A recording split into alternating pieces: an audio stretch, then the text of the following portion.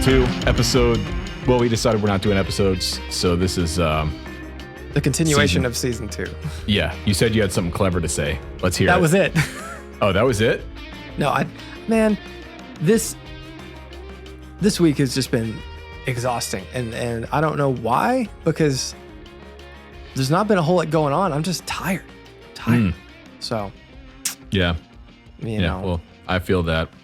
Not been going on a Jesus. What the hell did I just say? I passed it on to you. My dumb has not gone been through going time and space. Oh my God, I can't speak. Jesus. Okay, there hasn't been a lot going on with me either this week. We finally got the new video course launched. We were doing pre-orders for a long time, and now pre-orders are done. The new course is up, which took a surprising amount of work, believe it or not. It's not as easy as just like getting your course like done and uploaded to the site. You got to do emails, you got to do promotion stuff. It's a lot, but it's up, it's done. And my manager, my digital manager, Steve, has already on me about like, all right, let's get the next course going. It's time for the next course. And it's like, oh my God, we just finished this one. Can I have like a week? Man, I feel like, and don't you feel like that though? When you finish one, you're like, okay, panic mode. Yeah, I do. I feel that. Because that's how I am. Like with everything being kind of caught up, now it's like, okay, I can finally start tackling all these other projects. And then I start to sweat. It's like, oh no, like we're not selling anything, but it's, I know it just comes in waves, but I never give myself room to breathe or time to breathe. Yeah. So. Well, I don't either. Why sit and relax when you can just continue to work? Right. That's what I always say. I've started to notice, you know how like your hair, it turns white, it's like, like all of my beard hairs, when one like falls out, I'll see them. And like the bottom of it from when my beard started growing, which is not that long ago, is brown. And then near the follicle is white. So it's like, what is happening? I'm going, so on the side here, I'm going completely gray. And I'm not going to dye it. I think it looks cool. I like gray hair. But if I'm anything like my dad, which I am, I'm pretty sure I'm going to be completely gray by the time I'm 38, 39 maybe. Right. I'm 31 now. When I'm 40, I feel like I'll be mostly gray. And mine, like it used to not bother me as much, and then I don't see it so much as me just getting older, but the amount of stress I put on myself. It's like every white hair is like, oh, that's something I probably shouldn't be stressing about. But hey man, you earned those white hairs, all right? You wear them with pride. Don't you worry about that. Put a lot of that on myself. Well, welcome back to Dipped in Tone, everyone. We're well into season 2. And shout out to the Discord, the patrons. If you want to watch us or listen to us live, because Zach's feed is so bad that it's really kind of just watching me and listening to him. But if you want to join in live while we're taping, I mean, dude, it's honestly like 140p right now. I know. And you know what's crazy? I set the stream to be 720p, so it was at 1440p, so or 1080p. So this is even less resolution. It's requiring less bandwidth, and it's just that internet connection is like it seems like it's run by a bunch of hamsters and wheels, like spinning generators or something, because it's horrible. So it's the business side. I guess it's Comcast. I'm gonna run a speed test on the Wi-Fi right now. There's no other options for this commercial location, because I looked, and even upgrading this, you can upgrade the download speed, but the upload speed. It doesn't do anything. So Mendoza in the chat said dipped in dial tone. You are running like dial-up internet right now. That's like the speed you're at. Oh my gosh. My download speed is 17 megabytes down. And then my upload. Oh no, it's less than 1 megabyte. Dude. Wow. I could do this on my phone and it would be better. You might need to. 0.8 megabytes up. Oh what? My God. Your internet connection is fast. Says who? That is asinine. That's unbelievable. Crazy. Well, at least, hey, you know what? On the bright side, at least we have internet. We have an internet connection. So let's not be curmudgeons here. Anyways, if you want to join us live while we're taping this show, you can join our Patreon, link down below, and join in the madness. You can also get your rig dipped, which is something we're going to do right now. Do you have one lined up? I do. I don't know if I'll be able to upload it, but Okay, yeah, running off 5G on my phone is so much faster. So did you switch because your connection looks better? No, I didn't. But I maybe you should. Can I do that midstream? I don't know. I wouldn't trust it. Yeah, it's everything. Yeah, I wouldn't trust it. And falls apart. Let's not do that. We'll just do it next week. All right. So here it goes. It's uploading now. It's taking so long. This picture is only 3.7 megabytes. It's taking so long. This is embarrassing. I'm still waiting. And still processing. Waiting. There it goes. There it is. Here we go. All right. Ooh. So this is from Mr. Nick Miller, which I partially chose because I thought this would be a cool conversation. And I'm gonna like this rig. I can already tell. I like the show New Girl. Nick Miller is a funny character on there. Nick Miller is one of the most underrated television show characters of all time, I think. The whole cast on that show is so ridiculous, and it gets way as the show goes on, they just get more and more ludicrous. I really wish they hadn't canceled that show, man. It was so good, and maybe there was a little bit of a fall off towards the last couple seasons. But Tilly and I used to watch that show religiously, and it was great. It's funny. It's funny. It was a funny show. But anyway, so this is Mr. Nick Miller's rig. And he's got a Fender Ventera 60s Jazzmaster, completely stock, as well as a Jazzmaster Jazzmaster that's been upgraded to a Stay Trim bridge, cool. A American Vintage Tremolo Curtis Novak P90s, and I think that's that on that. And then the pedal board is he wrote all this in a paragraph, and so I'm kind of dig through it. Yeah, let's just go through because we can clearly see the board here for those of you listening in audio world. So starting at the bottom right corner of the board, which I'm assuming is towards the beginning of the signal chain, we got a JHS Morning Glory. We got a regular, what is that, a TS9 tube That's screamer? A 9, yes. Yep. Then we got the Dunlop Mini volume pedal. We got a Polytune Mini. Then we got a Disaster Area controller, which I'm assuming is controlling the Strymon stuff. Then going to the middle row, we got a Keeley compressor 2-knob. We got a Micro Pog. We got a Strymon Deco here. Points for the Deco. And then the Line 6, is that the it's Echo Park. Echo Park. Yeah. Ooh, that's a great pedal. Yeah, they're cool. That's a really great pedal. And then we've got a stereo Pulsar from Electro Harmonics. I had one of those back in the day. Really great pedal. Then we got a TC Electronic Hall of Fame, a Strymon Timeline, Strymon Blue Sky, and then a Strymon Iridium, which I'm assuming is last in the chain. Yeah. And then the 2 amps. It looks like a Blues Junior, and then I don't know what that Vox is. That's maybe an AC15? AC30. 1x12 AC30.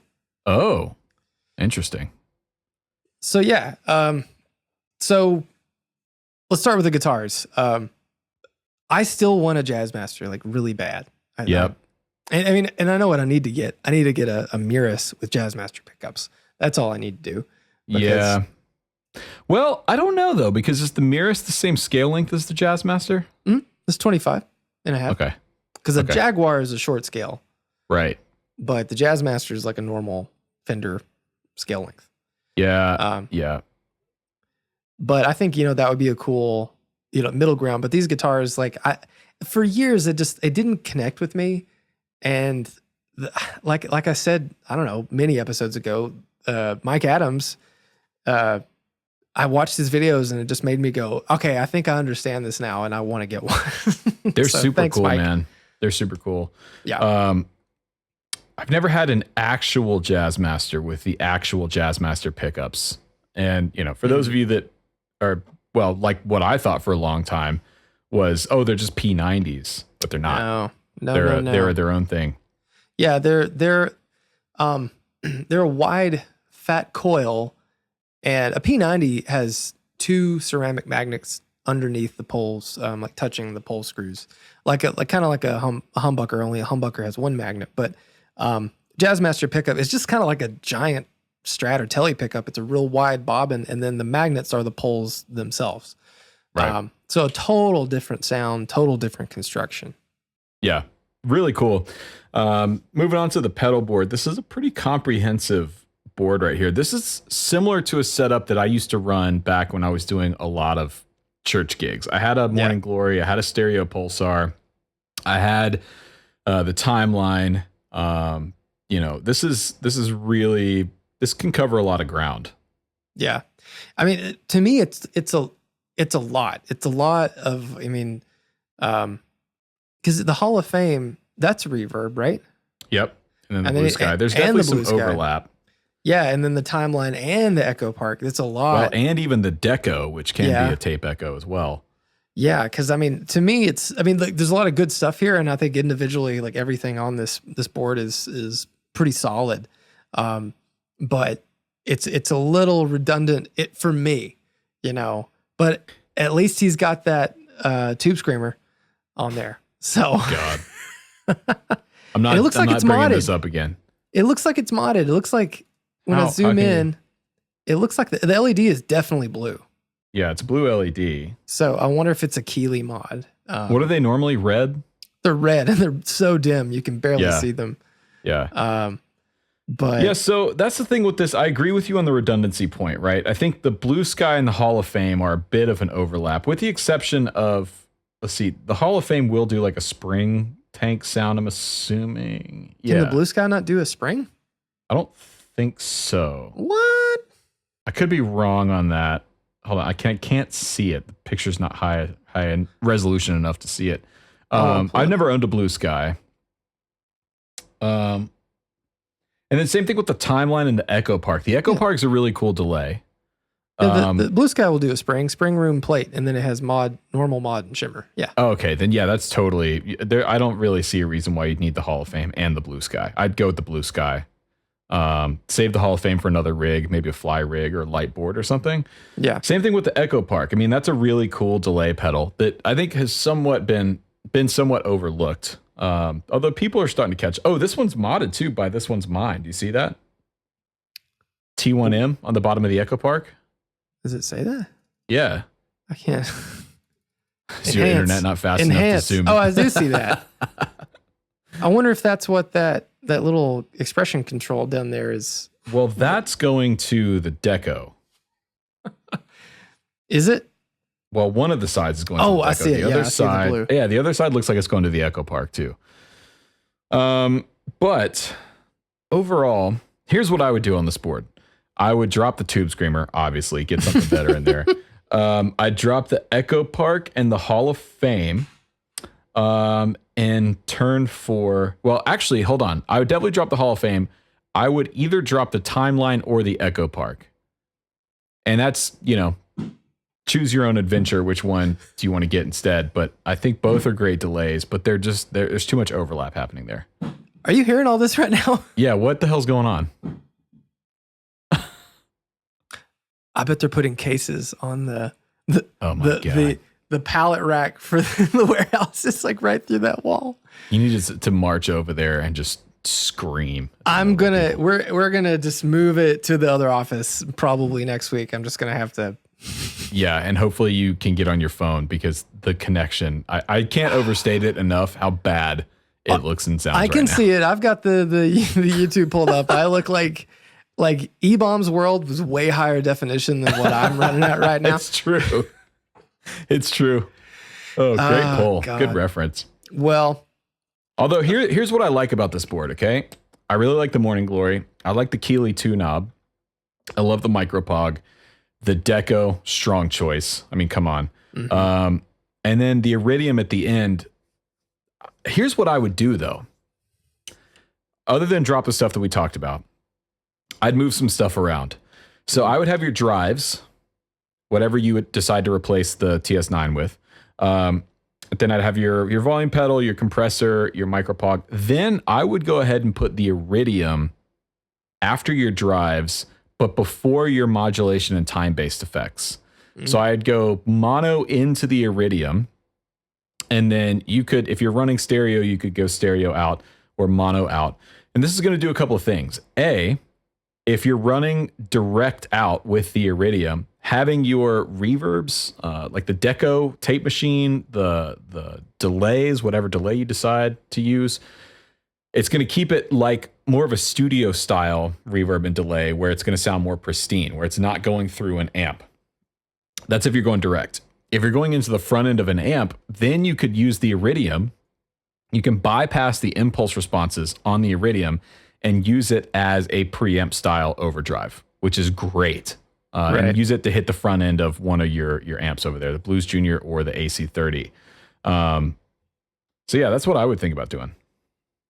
Well, I wonder if he's using the Iridium as like using the Blues Junior is basically just an amplifier for the Iridium, like keeping it super clean and using the Iridium as all the amp like heavy lifting. Well, I would just go DI at that point. I would just use the Iridium like as a DI. And he says he's mainly he's using it playing at home without blowing his ears out. So yeah, so you could do that. You could accomplish the same thing if you moved the Iridium towards the middle of the chain, put it after your drives but before your time-based effects, and then take your DI out of whatever's last in your chain, maybe the big sky there or the blue sky. Sorry, just take your DI out of that. You could go stereo out of that, and then your delay repeats and your reverb trails are going to be super pristine and full frequency response that way, which is kind of a cool thing. Yeah. Well, lastly, what about these amps? Like, I know that you're not a huge fan of the modern or the more recent AC30 reissues. Yeah. And I'm not a huge fan of the Blues Junior. So, well, here's the deal. Like, this is a good combo.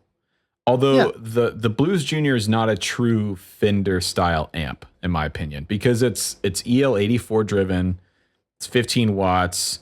If that was a 6V6 amp, I'd say sure, or 6L6s, and you can mod them. You can mod Blues Juniors to take different power tubes. Yeah, but I mean, I feel like so much more of that is going to be like dependent on, especially at something that size.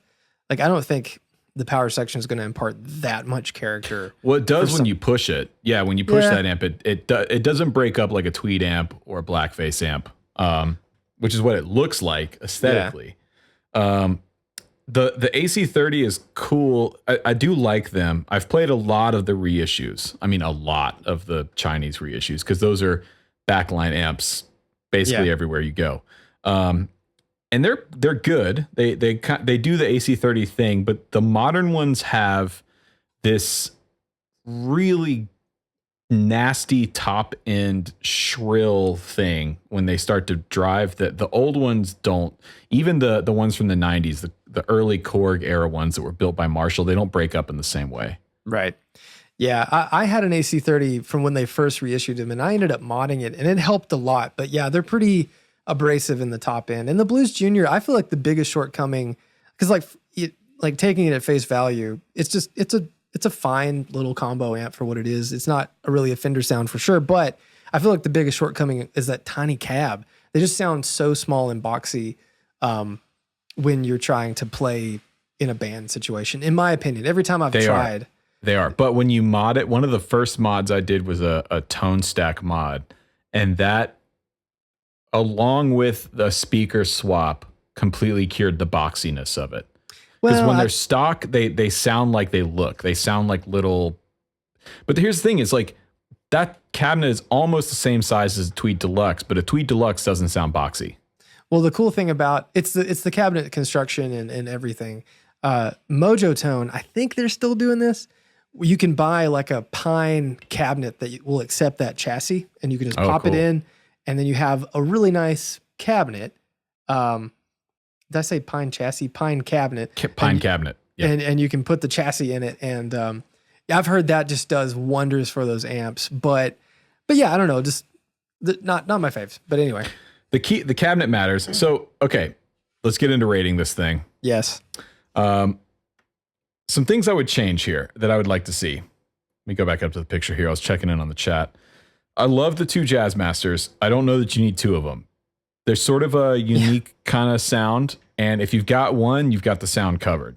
So I'd drop one of the Jazzmasters in favor for a humbucker guitar. Mm-hmm. Take your pick, double humbucker, solid body. I think you got a great situation. As mentioned in the pedalboard segment, I would drop, I mean, you don't have to drop the Tube Screamer. I'm joking about that. But I would definitely drop the Hall of Fame, and I would pick either the Timeline or the Echo Park.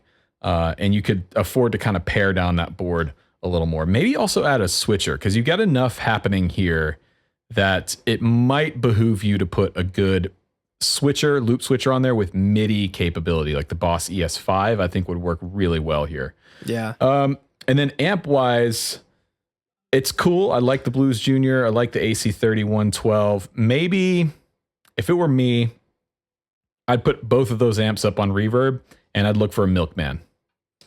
If you're looking for a cool pedal platform combo amp, I'd get a Milkman Creamer 112. I don't like Milkman amps. I'm sorry. Oh my God. Zach, what don't you like about Milkman amps? They sound amazing. They never excited me. Every time I played them, we had them when I worked at the shop at Carter, and played a lot of them. I like the really high power ones.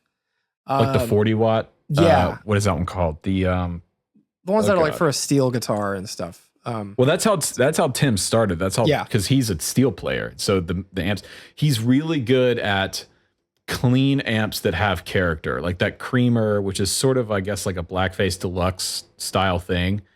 I really like, and I like the way it breaks up.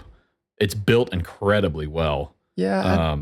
I don't know what was up. I just never really vibed with them. I thought the Third Power Woolly Coats was much more versatile and a better sounding amp. Woolly Coats is cool too. I do like that. Was just Coats. Me.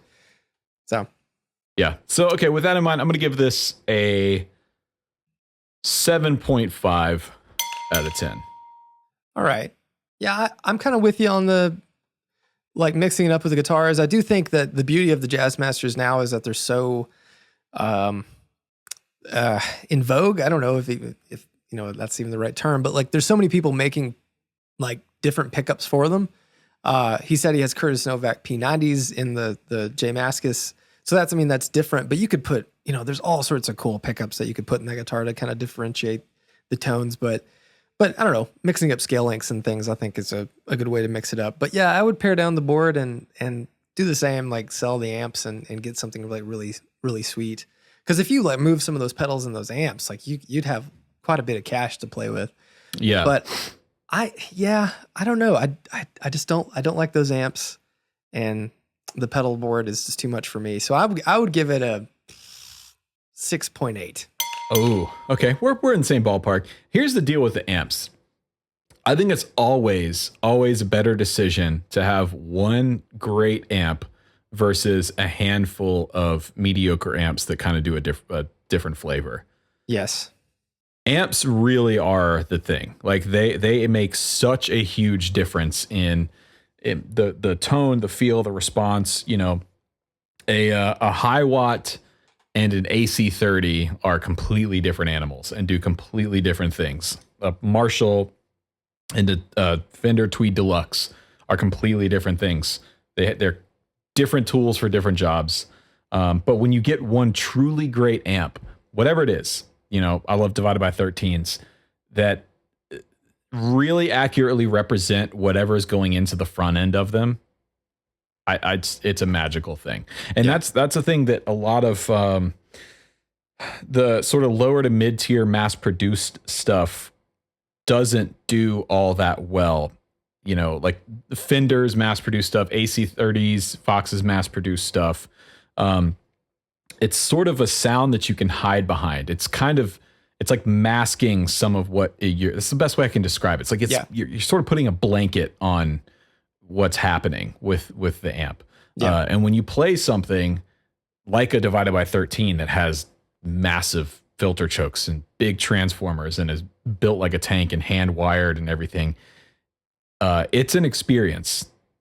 It's a completely different experience. So and even then, like, I don't think you have to go hand wired necessarily, because there's a lot of great, PCB amps. True. But it's all about the attention to detail, because like a Soldano has a PCB, but it's like military grade and all the components are as top shelf as you can get. But it's true. Like there's something, it's like it doesn't so much put a blanket on your tone as it does on your character of your guitar. Just like kind of whitewashes everything in a way, or just like, I don't mean that in terms of like EQ.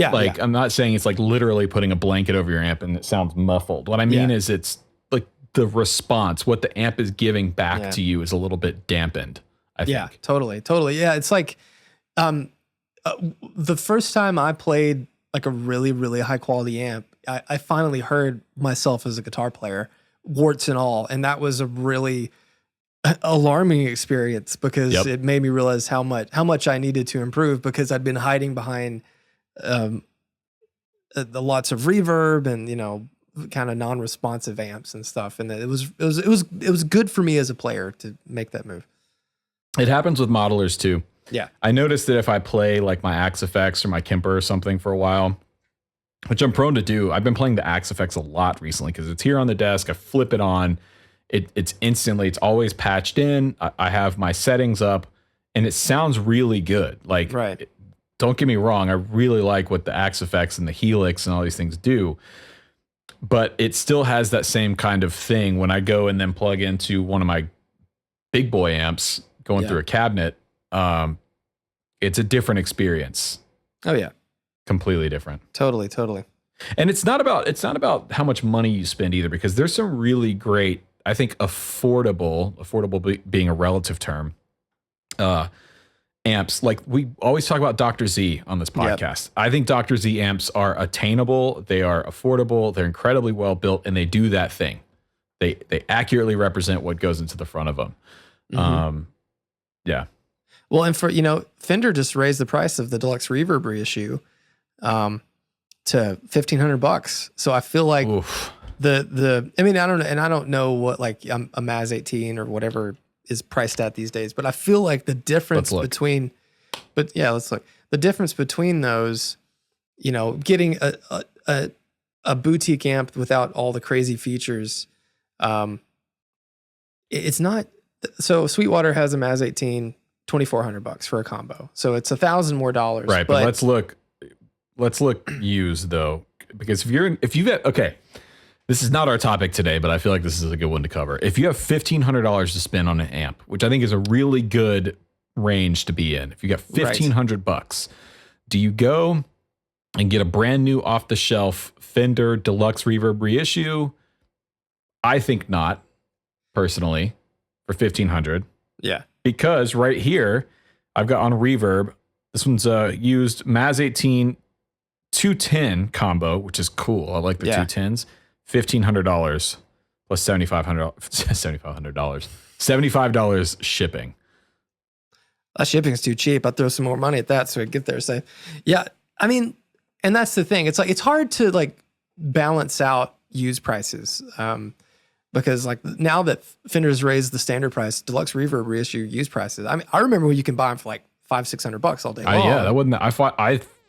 Am I wrong in thinking that they're not $500 or $600 anymore? No, they're not. No, you're gonna throw a little bit more money at them now. What, especially 7-8? Yeah, and especially now because the cost of the normal model, like the new model's gone up, so everything shifts with it. But yeah, it's all about patience and saving. You know, it's like I feel like we as guitar players really we get the gas bug and we have to have it. We gotta have it like right now.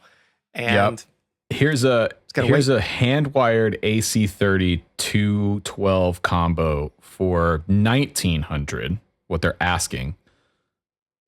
Now I do like the hand wired Vox better than the. Hold on. I like it better than the current reissue stuff. But the thing about the hand wired is it still has that top end thing that I'm talking about. It still has that like harsh, brittle, shrill top end thing. If you can find, if your heart's set on an AC30, which I think it should be because I think AC30s might be my favorite amps. Come to think about it. Anyways, I would agree with that. God, I can hear tape guns. I hear everything. I hear everything. But if you got your heart set on an AC30 and you want the Vox logo, you want the 212, you want the whole deal, try and find an early to mid 90s, early Korg era AC30 that was built in England by Marshall. Yep. They're hard to find, but they're bomb proof and they sound amazing. Yeah.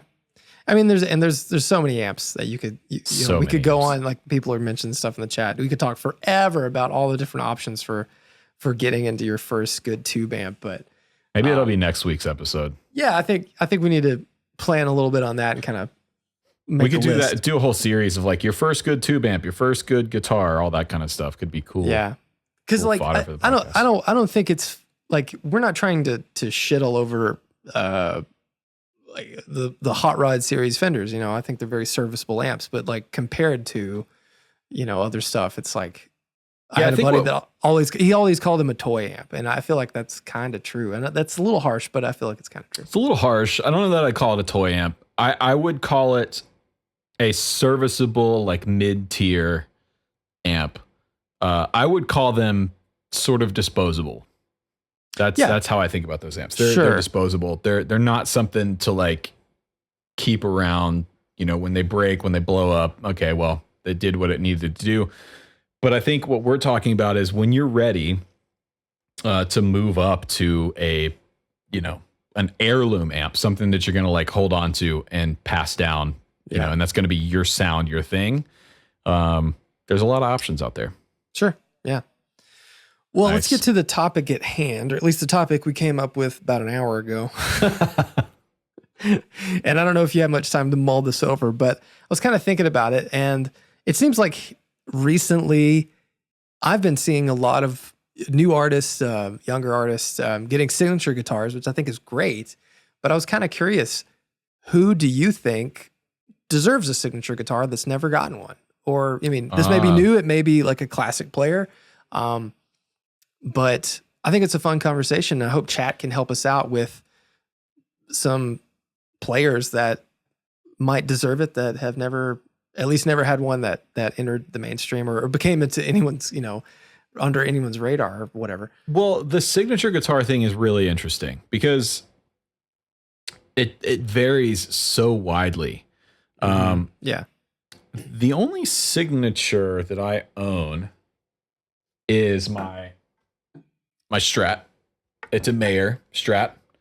I bought it and the Les Paul. Well, technically, yeah, I guess you're right. But let's be, let's kind of hone in a little bit. Yeah. So, this is a John Mayer Strat. I bought it for $1,800 back in 2012. Good deal. And these are going for, quite a bit more now. This one's not for sale. But that's a good example of a signature guitar, which is to say that it's starting with its platform. It's starting with the Fender Strat, but it has enough tweaked about it that it stands alone, stands different enough to be its own sort of thing. Like a John Mayer Strat is way different than an American Standard, way different than, You say it's way different? I think the pickups are way different. I think the neck, it's got an SRV neck on it. Basically, yeah. Yeah, it's, the tuners are unique on this one. This is a black one. Well, for that one, yeah. For that was like a limited run. But because like to me, it's got the different neck, the big frets, and then the big dippers, and that's basically right. Which you can do the big dippers, but the different neck and the big frets are a little bit more difficult to. Yeah. To me, this deems a worthy signature here. And if you're looking for one now, just buy a Silver Sky, because I shot this guitar out against the Silver Sky when they first came out, and the neck is identical. Like you can't, other than the radius, the actual neck feel itself, you can't tell a difference. But yeah. Right. Well, it's curious because like I asked the guys, I said, who do you think deserves one? And McKinley said Jack White. It's like, but he's played so much stuff though. Yeah, but everyone played. Like John Mayer plays so much stuff. Like but when you think about John Mayer, you think about a Strat. Like the Strat and John Mayer are synonymous. Well, yeah. But there's been a lot of players that have had signature guitars that played all sorts of other stuff too. I just thought some of the people we thought of, like people who are really influential and have caused people to pick up the instrument. Jack White, Dan Auerbach, David Gilmour's never had a signature guitar. Because I don't think custom shop reissues of guitars, that doesn't count. That's just like a replica.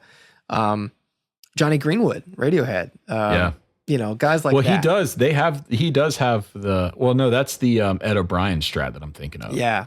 Because Johnny, he famously played that Tele Ultra back in the day with the lace sensor pickups and stuff. And like, mean, that would be super cool to make a Johnny Greenwood guitar. But even then, it's like I don't know enough of the guitar. Like those that when I think of him, I think of that era playing that Telecaster and stuff. And that's my thing with Jack White. I mean, I agree with you in terms of influence and deserving of a signature guitar. My question, though, is like, what would a Jack White signature be? Would it be the Airline from the White Stripes? Would it be the copper top triple jet from the Rack and Tours? Right. Would it be an EVH from his last solo record that he did? I mean, or one of those badass tellies that he had during the Blunderbuss series. It was like the blue telly with all white powder coated hardware, like the white Bigsby. You know what I'm talking about? Sure. Well, Lunar Module and Raymond Forbes in the chat said, Lunar said, what's the point of the Gilmour signature? His strat was constantly changing. And then Raymond said his was a parts caster. And it's like, yeah, sure. But that's not what a signature guitar is. A signature guitar is a guitar that someone collaborates with a brand to say, these are the specs I want for my guitar. If like I had to like go to you to make it, this is what I would have you make. And like that's the idea, because there's been people who've made multiple signature guitars over the years, and they've changed and evolved. DGT. I mean, Brian Setzer had different versions of his Gretsch. Billy Gibbons had all the permutations of the Billy Bow and stuff like that. But yeah, I mean, like that is the thing. Like, I mean, I could totally see Jack White, or I mean, I used to be able to see him having a signature Gretsch. I think that would make sense. I think it would sell well. I would buy the shit if they did. Absolutely. Because throwback to a couple weeks ago, I actually got to play. Still can't believe they had this out on the NAMM floor, but they had his Rack and Tours copper top triple jet just on the floor as part of the third man NAMM booth. And if Gretsch came out with that guitar, I would be first in line to buy it. I think it is so badass. It is so cool. I'm a huge Jack White fan. I love pretty much everything he does, specifically the Rack and Tours and the Dead Weather. Although he wouldn't have a signature guitar for the Dead Weather because he plays drums in that band. But yeah, I agree. Well, and even like the Dan Arbach thing, like he's played so many different things. I mean, I could totally see the New Harmony, company making him like a new Rocket or something. That would be badass. But that's that's his career. I mean, hell, how long ago was that? 15 years ago? 20 years ago when he was playing those guitars? No, he still plays them, man. Okay. When we did the Black Keys tour in 2019, he was playing all kinds of stuff. His main guitar on that run was a knockoff Les Paul Custom, like a black Les Paul Custom. Oh, yeah. But it wasn't, I forget what brand it was. It was some weird Japanese knockoff brand, I think. But it was cool. Yeah, he has a burst that he bought from Carter's. He brought in his Trini Lopez. Yeah. That was super cool. He just like brought it in and set it on the bench, and I was like, "What's that?" He said, "That's my Trini. You want to see it?" I was like, "Yeah, I want to see it." And he like got it out and gave it to me. Super cool guitar. Like those, like I could see him having that. I mean, especially with like the crazy success that Gibson had with the Foo Fighters. Dave Grohl Trini, like Firebird thing. Well, it was just a Trini, wasn't it? Yeah, it's just a Trini. It's a Trini Lopez. Yeah. But it's the thing about it is, and the guys had mentioned Joey Landreth, of course, because like, I mean, Joey's super influential and such an immense talent. But I've talked to Joey about this, and he's like, I just don't want to have to commit to like being in a contract and like having to play this thing and having that sort of like commitment on paper that this has to be done this way. And we should talk about that. There's a side to the signature guitar thing that I think gets lost in the conversation sometimes, which is the business of it. Right. Oftentimes an artist or player will approach a company or be approached by a company to do a signature whatever, pedal, amp, picks, and it's a business agreement. And oftentimes, pretty much all the time, the artist or player is earning a commission off of each sale of the instrument. And what the brand, the builder, is getting from the deal is the name recognition of the artist that they're building the signature guitar for. Yeah. Back to the Mayer Strat. I mean, that did really well for Fender. Obviously Slash is still working for Gibson because they keep making the damn slash signature whatever's at this point at J45s, Les Pauls, God knows what else, even though the actual Appetite guitar is not a Gibson. Yeah, I mean, I wonder, there has to be a website cataloging all the different slash models, because he's had a slash model. I'm sick of it. For how long? Like, I'm sick of it. I don't want to see another slash model. it's God. Oh, I hate it. Anyways, so who do you think is deserving? I mean, it's a good question. It's a good thought experiment. I also agree with Joey Landreth. You know what? Rick Beato is getting a signature Gibson, and I think that's a great move. I mean, It brings up this discussion about, the modern day guitar heroes, and you have players like Tosin Abasi, who has his own brand. Talk about signature. He's got his own signature brand that he runs, which are super cool, by the way. I want a Abasi Larada 7 really bad. Even though it's kind of my anti-guitar, I think it's badass. So yeah, Rick is getting a signature, and it's a cool thing, because if you think about how many people has he influenced, how many guitar players have he influenced, has learned from him over the last 5 or 6 years. I mean, I think it's a good fit. And he's going to be donating all his proceeds from signature sales to a charity. I don't know which one, but that's awesome. Yeah, good for him. I think they're only doing like 500 of them or something. Oh, okay. Yeah, and there's something to be said about that too. It's like, do you have to make it forever? Like, should it be something that's limited and because things go in and out of fashion. Of course, Guns N' Roses are going to be popular probably forever. People are going to be listening to that, Slash as a guitar player, just like Jimi Hendrix and all these people. They're gonna live on, but will people still be buying them?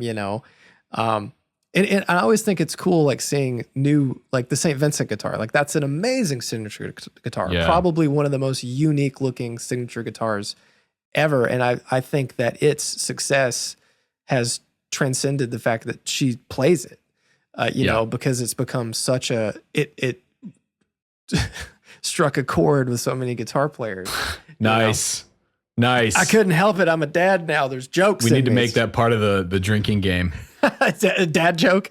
Yeah. So what signatures do you think have transcended the artists? Because I agree with you on the St. Vincent model. It has become its own standalone thing.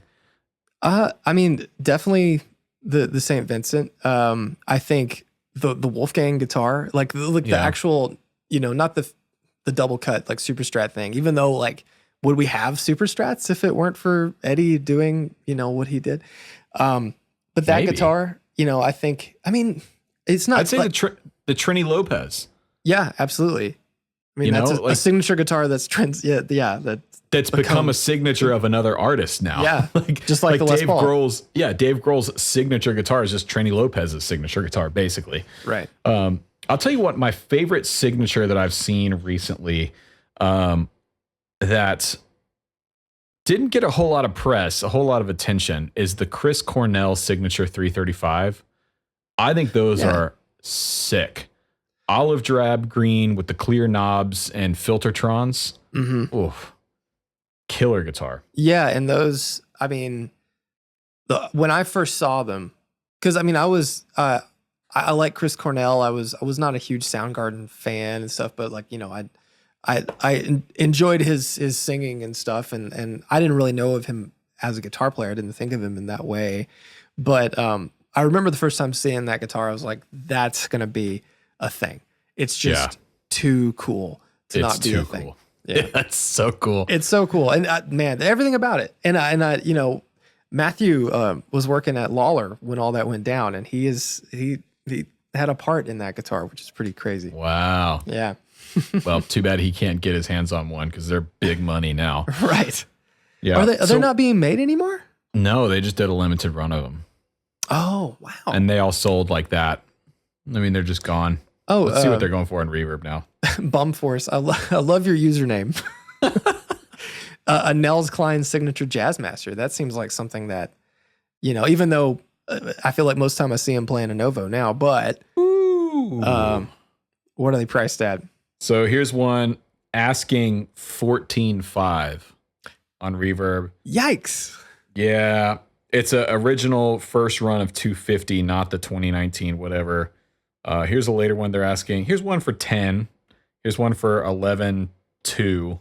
Wow. So they're in that 10,000 range, at least asking. I don't know if they're selling for that, but man, they're cool, but they ain't that cool. You can buy some $10,000.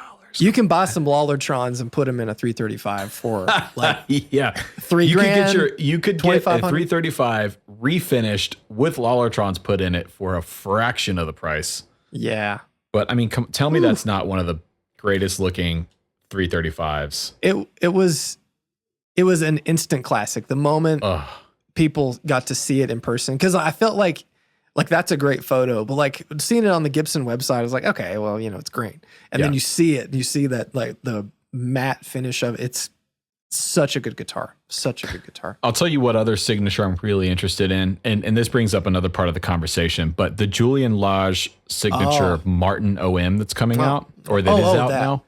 The Martin. I thought you were going to talk about the Gretsch. No, but that's also another one, dude. Ugh, that one's yeah. That's a dirty one. I am verklempt just thinking about it. So that's the thing about signatures, though, is like, what is more appealing to you? Is it the instrument itself and its particular specification, or is it the fact that it's the artist and their name recognition and their clout, and you're a particular fan of that artist? Right. Yeah. It's an interesting thing, the signature thing. Like, I mean, I bought the John Mayer Strat. I had one that I foolishly sold, and I picked it. I loved John Mayer, but I also bought that guitar because I thought this is the coolest Strat that I can buy that's not custom shop. Yeah. And I kind of think that too now about like the Eric Johnson guitar. Right. But it's interesting how sometimes you want to play like that person, you want to have that sound, and then sometimes you just, whatever they cooked up works for you, the same as it did for them. I bought my Mayer because it just came up. I was looking for a Strat. I didn't have any kind of Strat at all.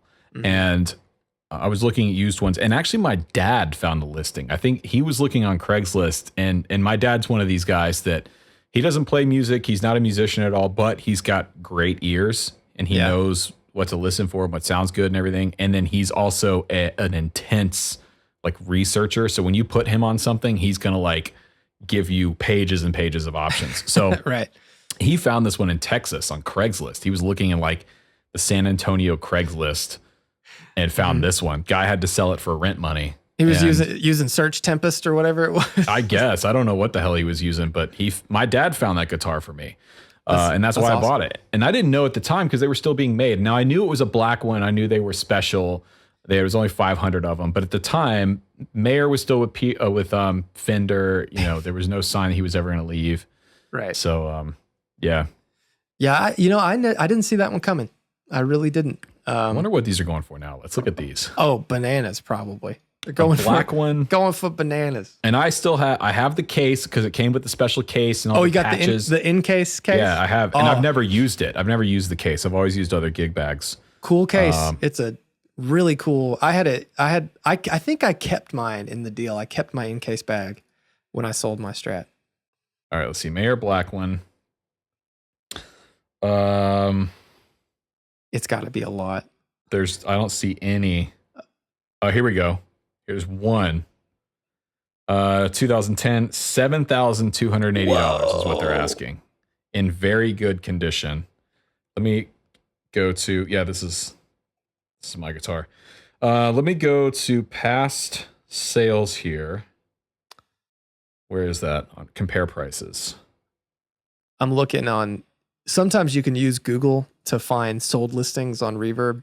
How do I find? Reverb sucks for this. Yeah, it does. Come on, Reverb. The price guide used to be so much better. Yeah, there's a black one on here for $7,280.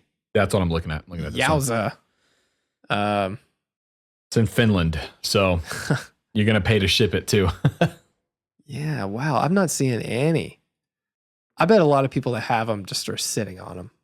Yeah. Well, I like it. I'm not gonna sell it. I play it all the time. It's my best Strat. Right. Oh, here's a black one that sold for over 4,000. Damn. But I don't know. Oh wait. Oh no, these are a lot of people like making their own. Here's one that sold for 5,300. Or listing ended, excuse me. Yeah. So I don't know. That's the thing. Just because they're asking that doesn't mean that's what they're selling for. Sure.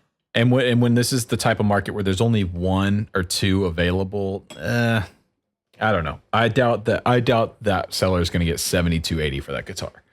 Probably not. Unless there's just a crazy super fan that has to have it. Right. And I mean, yeah, I don't know. I do agree. I think the John Mayer strats are some of the best strats ever made. And I've played the custom shop John Cruz black one. That's the best strat I've ever played. Really? Like, yeah, like even compared to like vintage ones. I swear, I know it sounds crazy, but that thing rules. It's so good. Now those are big money. Yeah, because they only like did 20 like grand, 83 of those or something. Mm-hmm. Yep, and I have a buddy that has the relic like one, and it like John signed all the back of the headstocks, and then he got to meet John, and John signed it again, so it's got two John signatures on the headstock on the back. It's crazy. But anyway, I think it's. I want to see what shows up in the comment section and see what people think, like who deserves it. Because there's so many people that you and I don't know. Like I was Googling like who are the new hotness right now, and most of the names I did not recognize. So I'm just curious. You know what strat is really cool now is the Her signature. Have you seen that one? Is that the silver one? Yeah, it's like the super metallic. That's cool, and I really like Her. The artist. Mm-hmm. Let me see. Her strat. Yeah, on Reverb. I see that one now. Yeah, those are neat. This is cool, man. Chrome glow. It's just a weird picture somebody took on their wall, but it's like that iridescent silver with the aluminum pickguard on there. Yeah. Maple board. Love that. And strats are like, it's funny, like there've been so many signature strats and they all kind of stand out on their own. I mean, sometimes they just look like a strat, like the Eric Johnson, some of those just look like, vintage reissue strats, but it's all about getting it in your hands and getting to know it. Right. Because there's a lot more happening with a signature guitar than just the aesthetics. It's especially with a company like Fender or Gibson or Gretsch or Martin, anybody. When they're designing a signature guitar, it's not just, hey, what color do you want and what kind of pickups do you want and what kind of fretboard material do you want? They go through exhaustive detail, picking every single spec on the guitar. And that's the thing. Just because you like an artist or you like a player doesn't mean you should immediately try and go out and buy their signature instrument. Because what they like in an instrument, what they like in a guitar or an amp or pedal may not line up with how you play or what you're looking for. The Mayer strat works for me because it's what I like out of a strat. It's a big beefy neck. It's big frets, nice mid-scooped pickups, low output pickups. I mean, it ticks all the boxes for me. So, if Fender ever approached me to do a strat, I would kind of just do a John Mayer adjacent strat. Only thing I would change on is I'd probably put a skunk stripe on the neck. And, that's it. I think the black, I think this is the best looking strat that's ever been made. The black with mint guard and gold hardware on a rosewood board. It's really cool. I like it. It's really cool. I like it. I wanted one, but I already had one. I was like, what do I need another one for? Yeah. Yeah. Julio in the chat, and I think maybe we should end with this question. What are our thoughts on the Corey Wong signature strat, which has a smaller body? Not my thing. No, I thought it was kind of cool. Corey Wong. I like Corey Wong. I like his playing, his style. Corey rules. Yeah, he's killer.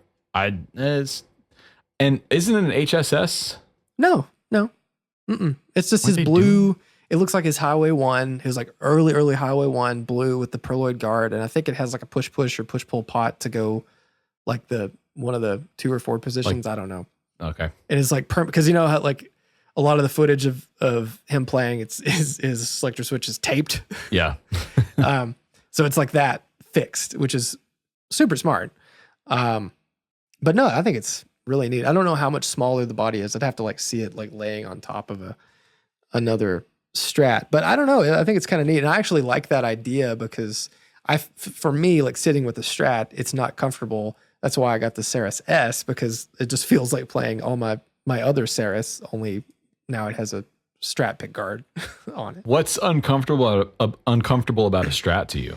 But because there's just something about where it sits in my lap, or even when I'm playing standing up, like when I used to be in like this Americana band, and I had my John Mayer Strat was my guitar. It was like the only guitar I usually took on gigs, and just where I would strum, I would hit the neck, like where I strummed and where it sat as it hung on me, and even when I sat down and played it, my pointer finger would smack the neck of the guitar, and eventually my fingernail got so thin that I had to get like nail hardener to keep my fingernail from like cracking. If there's something about playing it and how I play it just doesn't work. And sitting in my lap, it feels a little further away. Whereas like a Gibson, because to me, a Novo Ceres feels kind of like playing a 335. It's kind of like tucked over and it's up, but a Les Paul is tucked over and it's down. And a Strats kind of feel a little further away from me. So, well, this one, because I'm so weird with my hand. My left hand is so strange for how I have to play.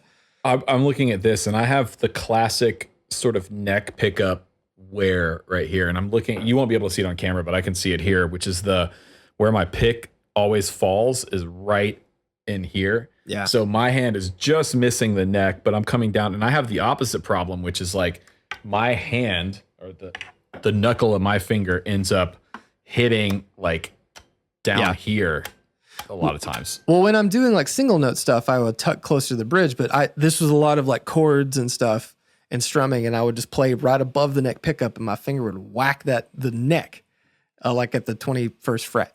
Yeah, it was really annoying. But I agree with you on the Novo. I think it's the perfect shape. They're big guitars. I love them. Yeah, it's great.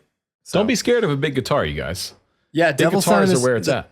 Devil Sign in the chat says those Novos are friggin' enormous. They're really not that big. They're not that big. They're bigger than average, but it's like once you get used to it, it's just, I don't know. They're great. It feels like you're being hugged. If you don't like the big one, get the Solus. It's a smaller body. Yeah. And they just announced, this will come out later, but they just announced today the Ceres P2. So the Tunematic style bridge and two P90s on a Ceres. So beautiful. Fun. Go buy a Novo. That's the thing. Just go buy a Novo. Honestly, like we talk about it all the time on this show. They're the best. they really are. It's so good. They're so good. You are going to regret one day in the hopefully far distant future when Dennis Fano and Novo are no longer making guitars. You're going to regret not having one, I think. Yeah. So whatever. Listen to me if you want. Don't listen to me. But don't come crying back to me whenever these damn prices on these Novos start going through the roof and you can't buy one, because I told you. They're already crazy. It's bananas. Anyway, you got to really? Yeah, they're crazy. Let's do one more reverb look up. Oh, my Let's just look up a Novo. There's probably none on there. Novo. I can't type. Guitar. Let's just see. Reverb. All right, here's a Ceres T. What? For $41.95? Mm-hmm. No. Yep. That's just a stock Ceres T. Mm-hmm. Those are what, $24.99 new? And there's a Voltura for $39.95. Yeah, let me look. Hold on. Let me get on the Novo. Who's selling this? Watchtower Guitars? Oh, yeah. Yeah, they get a lot of used ones, and they're proud of them. They're a Mythos dealer. Shout out to Watchtower, but they get them, and yeah, they're selling them. Okay. A Ceres T starts at $27.99. So really, it's a matter of, do you want to wait, or are you willing to spend almost twice as much to have it right now? Yeah. It's crazy, and even like on the Facebook group, I see people post them all the time, and it's like. Oh, there's a Novo Facebook group? Yeah, there's 2 now. Controversy. Oh. Scandal. Oh, I don't get on Novo. They're on Facebook. I get on Facebook just because of Instagram. And whoa. A Solus F1 for $46.95. Aztec Gold over Bull Black. So. Oh, this is Emerald City in Seattle. Oh yeah. So it's the dealers. Well, yeah, the used. There's a Solus M1 Grape Jelly Sparkle Burst for $51.70. It's bananas. I think I should put my TCS on there for like $30,000 and see if anyone. I should do the Josh Scott thing and put my Saris J up there for like $400,000. I mean, you definitely introduced probably the most people to, on the YouTubes, you and RJ. Hey, I'm proud of it. Here's a Bull Black Saris J for $5,000. It's crazy. At Chicago Music Exchange. Yep. I mean, like, they're pricing them what they're selling for, and some of them are selling for that. So, yeah. That's a beautiful guitar. That's a cool one. That is a cool one. Anyway. So what do you think's happening? People are ordering them and getting them in, and then just they're flipping them, basically? Sometimes, yeah, that's happened. But, because you'll see them on the Instagram, like, just finish this one, and then like a month later, it's on Reverb. It pops like, up. Damn. God. But, that's the way it goes. I guess so. Does that irk you? That kind of irks me a little bit. Oh, absolutely. Yeah. Because why?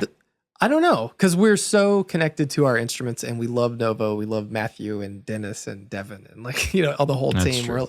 They're all our friends.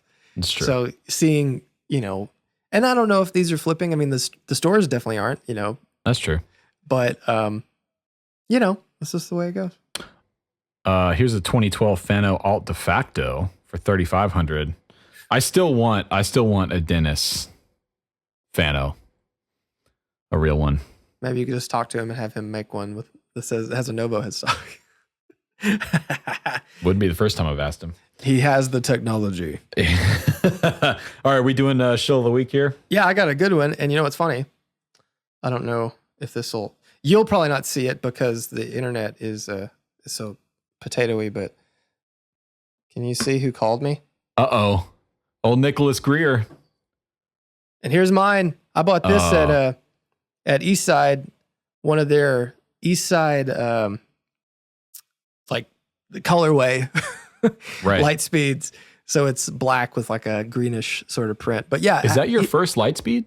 I had a Lightspeed. I had a blue one like forever ago when I was developing the Herc V2. I thought, you know what? I need to have like every iteration of like the medium gain, transparent-ish overdrive. So I had a Tim, I had a Timmy, I had a Janray, I had a Lightspeed, I had like all the things. And Lightspeed was really good, but just like that happens, I traded it away and sold it. And then I thought, do you still have that Tim, by the way? I still have my I sold that Tim, but I have another Tim that's actually older now. So I do have an original Tim. Like the Perfboard OG Tim. Yeah, I love the Tim. It's fantastic. But yeah, I just thought, if you saw that one, let me know. I just thought I need to get another one of these, and they just got a shipment. So listen, the Lightspeed is my favorite overdrive. Listen, hear that? It's good sounding pedal. Yeah, it's good sounding pedal. That's how you know it's good. Tone tapping. I'm gonna give my shill away. But yeah, I think the Lightspeed is my favorite overdrive. Yeah. I think the Lightspeed and the Timmy, that's been my go-to combination for years and years at this point. They stack incredibly well together. They sound amazing together. I love what the Lightspeed does to just about any amp that you put it in front of. As per our conversation week before last, that's what's beautiful about a transparent overdrive. Mm-hmm. It keeps the natural character of whatever amp you're playing. And if you're playing a really good amp and you put a really good transparent overdrive in front of it, it's beautiful. Mm-hmm. Mm-hmm. So what you got? All right, I got a pedal too. I've got the Somersault Lo-Fi modulator from Caroline Guitar Company. I've got a whole bunch of Caroline stuff on loan from Philippe currently. Cool. He sent me a pedal board, I think it's one of his like NAMM boards or something that has all the stuff on it. Sure. And he asked me a while. I was like, "Hey man, are you coming through Columbia anytime soon? You could bring that board by." I'm like, "Yeah." Sure. Yeah, I'll bring it by. Yeah. Sure, It'll come back. I will. It'll come back. But I was using this the other day, just putting some guitars through it, putting bass through it actually for a track I was working on, and I really like what it does. The sort of lo-fi, it kind of has a preamp sort of thing going on, where it'll break up, and it has this interesting modulation that has a really nice character to it. Yeah, and it'll get freaky, it'll get weird if you want it to, but recently I've really been enjoying playing with some modulation stuff ever since I bought the Ultra Shear. Yeah. I like the vibrato pitch modulation kind of thing, just real subtle, and it's great. You know what's a very random coincidence, but our pedals have the same knobs. This is Lightspeed. Oh my god! Those are the black knobs version of this knob. It's the same knob. Aren't those the ones you couldn't find because Nick bought all of them? There were some knobs that I was trying to use that he bought. It was the smaller one, the tone knob one. He bought. I was using some for a kit. I needed some, and they were gone. So that happens. There's only a few places we buy knobs, and every now and again, like you just get that frantic text from another pedal builder, like, "Hey, do you know where I can get?" So. Nice. Well, there you go, everyone. Season 2, we're out here, full swing. Be sure to subscribe if you haven't done so already. Follow us on Patreon. Do all the things. And we love you guys. Thank you. Yeah, more to come.